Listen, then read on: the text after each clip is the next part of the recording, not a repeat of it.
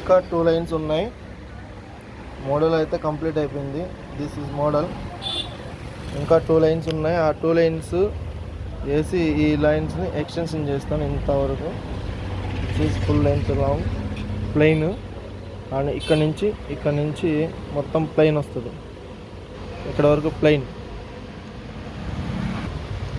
So దండ model అయిపోయింది. Full అంతా చేసిన తర్వాత మళ్ళీ వీడియో చేసి చూపిస్తాను.